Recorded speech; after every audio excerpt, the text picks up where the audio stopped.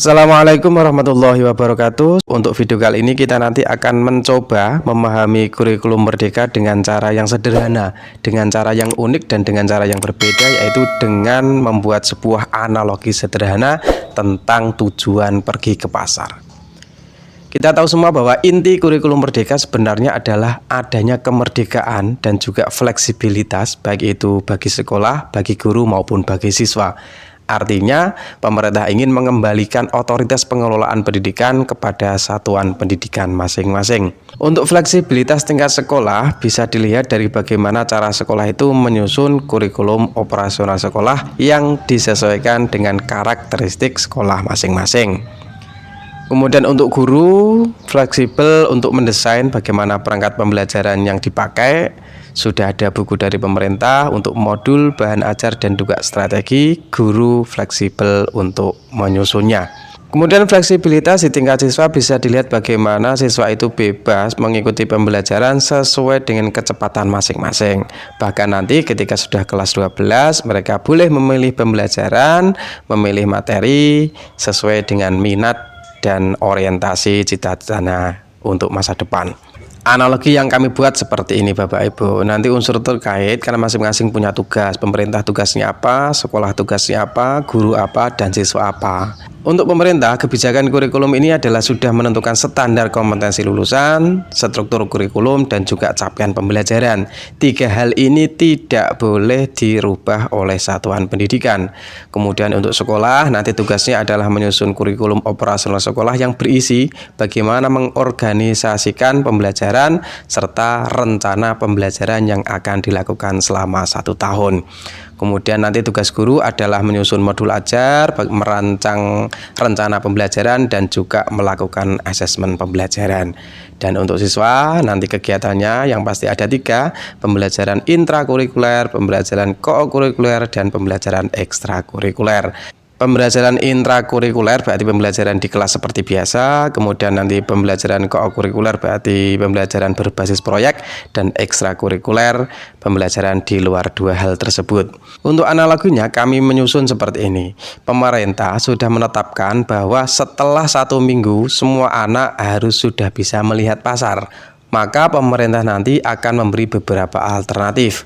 Boleh melalui jalan kaki, boleh naik mobil, boleh naik motor, boleh naik bis, boleh pakai cara apapun. Kemudian sekolah nanti juga boleh memilih sesuai dengan karakteristiknya atau mengikuti contoh yang sudah diberikan oleh pemerintah. Oke, nanti semua siswa-siswi saya mau jalan kaki supaya mereka bisa menikmati pemandangan. Lah, masing-masing pilihan ini pasti ada kelebihan dan juga kekurangannya. Kemudian ketika sekolah tidak mengikuti contoh yang dibuat oleh pemerintah, boleh juga.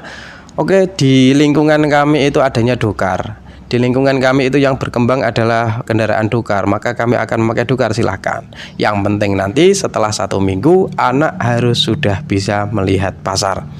Kemudian kita beralih ke tugas guru, nanti kan pembelajarannya ada 3. Pembelajaran intrakurikuler berarti menyampaikan secara teoritis. Bagaimana cara sampai ke pasar, ada apa toh di pasar, mengapa kita harus ke pasar, itu disampaikan melalui pembelajaran intrakurikuler. Dan kemudian untuk berbasis proyek, pembelajaran kokurikuler, nanti anak-anak mempraktekkan berkunjung ke pasar. Sesuai yang disampaikan awal tadi bahwa setiap anak itu memiliki kecepatan belajar masing-masing. Misalnya guru memilih untuk naik motor. Ada anak yang motornya sudah bagus, sudah tahu teorinya, nanti langsung berkunjung ke pasar. Ada anak yang bensinnya habis, berarti diisi dulu baru nanti pergi ke pasar. Ada anak yang mesinnya rusak, berarti ke bengkel dulu, setelah jadi nanti baru ke pasar. Itulah yang dinamakan dengan asesmen diagnostik. Nah, ketika anak yang pakai mobil, yang pakai motor sudah bagus, sudah duluan sampai ke pasar, terus apa yang dilakukan? Guru bisa memberikan tambahan pengetahuan tentang pasar. Dan ketika nanti tingkat SMA sudah ke tingkat yang lebih tinggi, ketika capaian pembelajarannya misalnya dirubah, anak melakukan transaksi di pasar, maka sekolah harus menyiapkan beberapa alternatif. Menyiapkan materi membeli, menyiapkan materi menjual, menyiapkan materi jadi pengawas. Lah, nanti siswa boleh memilih. Ketika anak pengen menjadi seorang pembeli, maka dia mengambil materi pembeli. Ketika anak pengen jadi penjual, maka harus ambil materi penjual, dan anak masing-masing ambil sedikit materi dari kedua-duanya.